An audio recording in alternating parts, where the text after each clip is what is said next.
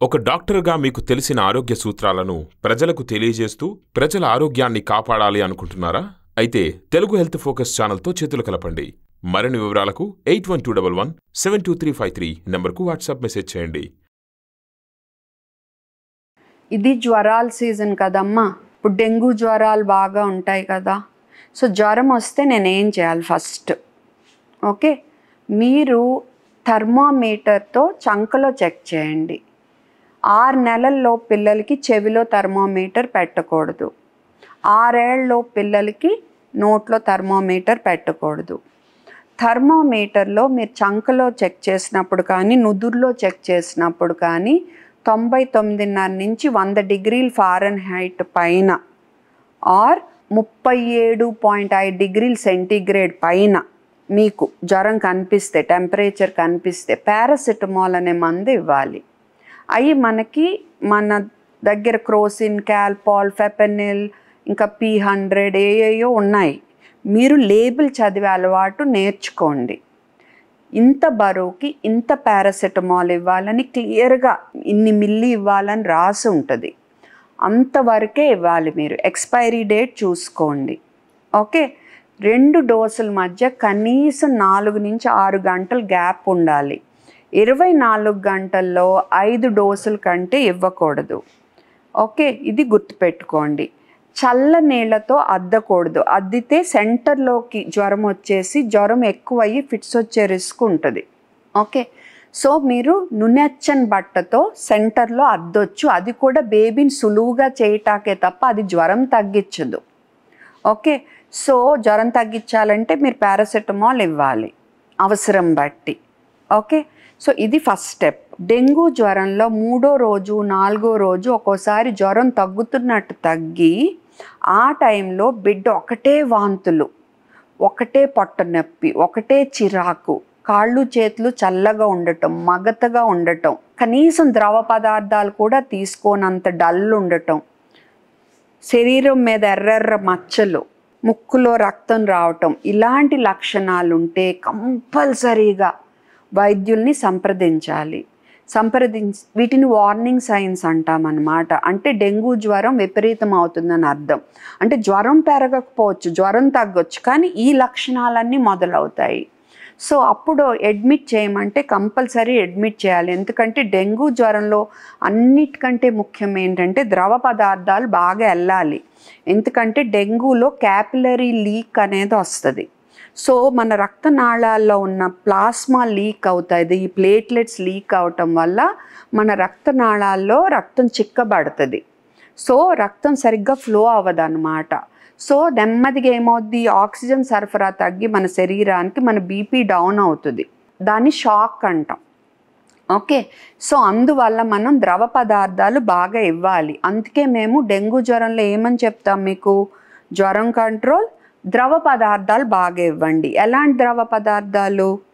మంచినీళ్ళు, WHO recommended formula ORS. మీకు మార్కెట్లో ORSL అని అదని ఇదని దొరుకుతాయి, అవన్నీ ఇవ్వకూడదు. అది కొనుక్కున్నప్పుడు WHO రికమెండెడ్ ఫార్ములా అని రాసుంటేనే కొనుక్కోండి. మీకు 4.1 గ్రాముల ప్యాకెట్ దొరుకుద్ది, 20.5 గ్రాముల ప్యాకెట్ దొరుకుద్ది. 4.1 గ్రామ్ ప్యాకెట్ అయితే 200 మిల్లీ నీళ్ళల్లో కలుపుకోవాలి. 20.5 గ్రాములు అయితే లీటర్ నీళ్ళల్లో కలుపుకుని పెట్టుకుని 24 గంటలు వాడుకోవచ్చు. ఏదేమైనా ఒకసారి మీరు లేబుల్ చదివి అలవాటు చేసుకోండి, ఎక్స్పైరీ చూసుకునే అలవాటు చేసుకోండి. So WHO recommended formula ORS, ఫ్రెష్గా చిలికిన మజ్జిగ, ఇంట్లో కాసిన వెజిటేబుల్ సూపు, గంజి ఇలాంటివి బాగా ఇచ్చుకోవచ్చు. ముదురు కొబ్బరి నీళ్ళు అవి, కానీ ఓవర్గా ఇవ్వద్దు. కొబ్బరి నీళ్ళు ముఖ్యంగా ఏంటంటే అతిగా ఇచ్చినా అంత మంచిది కాదు మన కొబ్బరి నీళ్ళు. ఓకే, సరేనా? అందులో పొటాషియం లెవెల్ ఎక్కువైపోవచ్చు. సో బాగా డీహైడ్రేషన్ అప్పుడు అది మనం రికమెండ్ చేయము, బాగా డీహైడ్రేటెడ్ ఉంటే. జస్ట్ రోజు బాగానే ఉన్నాడు బిడ్డ, జ్వరం మందు ఇస్తున్నాను, ఓన్లీ ద్రవ పదార్థాలు ఇవ్వాలంటే ఒక పూట ఇవ్వచ్చు, ముఖ్యంగా సంవత్సరం నిండిన పిల్లలు అయితే. ఓకే, సంవత్సరం లోపు పిల్లలు అనుకోండి, మీరు మంచినీళ్ళు, తల్లిపాలు, చక్కగా WHO రికమెండెడ్ ఫార్ములా ORS ఇవి ఇచ్చుకోవచ్చు. ఓకే, కానీ బిడ్డ యాక్టివ్ ఉన్నాడు, పాలు బాగా తాగుతున్నాడు, జ్వరం కంట్రోల్ అయినప్పుడు మంచి హుషారుగా ఉన్నాడు అంటే అసలు కంగారు పడక్కర్లా.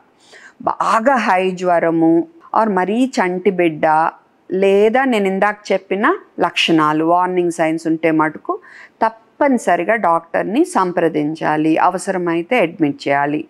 డెంగూలో ఒక్కొక్కసారి డైరెక్ట్గా బ్రెయిన్ కూడా ఎఫెక్ట్ అవ్వచ్చు, ఫిట్స్ ఇలాగా. సో అది చాలా అరుదు. అండ్ జ్వరాల్లో 6 నెలల నుంచి 6 సంవత్సరాల మధ్య డెంగ్యూ అనే కాదు, ఏ జ్వరంలో అయినా ఫిట్స్ రావచ్చు. కాబట్టి ఫిట్స్ ప్రథమ చికిత్స తెలుసుకుని ఉండాలి. మనాళ్ళు ఏంటి, గబుక్కుని తాళం చేతిలో పెట్టేస్తారు. ఒకసారి హైదరాబాద్లో ఒక అతనికి ఇలా తాళం పెడితే ఇలా కొట్టుకుని కన్ను పోయింది. తాళం పెట్టడం వల్ల మీకు ఉపయోగం ఉండదు. నీళ్లు జిమ్మటం, బిడ్డని ఇలా ఊపేయటం, తాళం పెట్టడం ఇలాంటివి చేయొద్దు. మీరు చక్కగా ఫిట్ వస్తున్నప్పుడు ఇలా కొట్టుకుంటుంటే కొంచెం దిండు అటు ఇటు పెట్టండి. అలా కొట్టుకోవట్లేదు, జస్ట్ ఇలా బిగుసుకుంటున్నారంటే ఫిట్ ఆగే వరకు ఆగండి. నోట్లో స్పూన్లు అయి పెట్టొద్దు. ఆ ఫిట్ ఆగినాక నోట్లో ఏమన్నా ఉంటే తీసేయండి, గుడ్డిగా పొడవద్దు. తీసేసి చక్కగా వాళ్ళు గాలి పీల్చుకుంటున్నారు లేదో చూడండి, పీల్చుకుంటున్నారని నిర్ధారించుకుని సైడ్కి తిప్పి పడుకోబెట్టండి. హాస్పిటల్కి వెళ్తున్నా ఇలా సైడ్కి ఎత్తుకుని వెళ్ళండి, సైడ్కి మీ వైపు ఇలా తిప్పుకుని. తల కొంచెం డౌన్లో ఉండాలి, తల కొంచెం డౌన్, కాళ్ళు కొంచెం ఎత్తు, ఇలా కాదు కొంచెం అంతే. సైడ్కి తిప్పుకుని హాస్పిటల్కి వెళ్ళండి. సో ఫిట్స్ యొక్క ప్రథమ చికిత్స అంటే మూర్ఛ యొక్క ప్రథమ చికిత్స కూడా మీకు అవగాహన ఉండాలి. నా ఇన్స్టాగ్రామ్ పేజ్లో చాలాసార్లు నేను వీడియో పెట్టాను. నా YouTube channel doctor Sivaranjani easy హెల్త్లో కూడా చాలాసార్లు దీని గురించి వీడియో పెట్టే, ఒకసారి చూడండి మీరు. ఓకే, తర్వాత ఏంటి, డెంగూలో రేర్గా మన శరీరంలో యాంటీబాడీసే మన మీద పనిచేస్తాయి అన్నమాట. మ్యాక్రోఫాజ్ యాక్టివేషన్ సిండ్రోమ్ అని చాలా సిక్ అయిపోతారు పిల్లలు. అలాంటప్పుడు ఆసుపత్రుల్లో ద్రవ పదార్థాలే కాకుండా ఇంకా మనం వేరే మందులు ఇవ్వాల్సి ఉంటుంది, అవి నేను ఇక్కడ చెప్పకూడదు. సో సిక్ ఉన్నప్పుడు మీరు హాస్పిటల్కి వెళ్ళటం ముఖ్యం, ఇది ముఖ్యం. రెండోది, డెంగూలో ప్లేట్లెట్స్ డౌన్ అవటం కంటే ముందు ఈ రక్తం చిక్కబట్టడం అనేది జరుగుద్ది. అందుకే ద్రవ పదార్థాలు మళ్ళా ముఖ్యం. ప్లేట్లెట్లు ఎప్పుడు ఎక్కిస్తాము, 20,000 లోపు పడిపోయి, మామూలుగా మనకి 1,00,000 నుంచి 4,00,000 ఉంటాయన్నమాట క్యూబిక్ ఎంఎంకి. 1,00,000 నుంచి 4,00,000 ఉంటాయి మనకి. అలాంటిది 20,000 లోపుకి పడిపోతేనే మనము, అండ్ రక్తం కారుతుంటే మనం ప్లేట్లెట్లు ఎక్కిస్తాము. ఆర్ 10,000 లోపు పడిపోతే, అంటే రక్తం కారకపోయినా 10,000 లోపు పడితే మనం ప్లేట్లెట్స్ ఎక్కిస్తాము. అంతేకాని మీరు ప్లేట్లెట్లు 1,00,000 నుంచి 80కి వచ్చినాయి, 80 నుంచి 70కి వచ్చినాయి అని కంగారు పడిపోయి మీరు ఏమీ చేయక్కర్లేదు, కంగారు పడక్కర్లేదు. కాకపోతే డాక్టర్కి చూపించుకోండి. తర్వాత చాలామంది మీకు పపాయ మందులు తీసుకోండి, గొర్రె పాలు తీసుకోండి, మేక పాలు తీసుకోండి అని చెప్తారు. వాళ్ళ మాటలు వినొద్దు. వాటి వల్ల వాంతులు, పొట్ట నొప్పి ఎక్కువ అవ్వచ్చు తప్ప లాభం ఏమీ లేదు. మీ డబ్బులు వేస్ట్ చేసుకోవద్దు. మీ పిల్లలకి, ఆల్రెడీ సిక్కున్న పిల్లల్ని ఇంకా ప్రమాదంలో పెట్టొద్దు.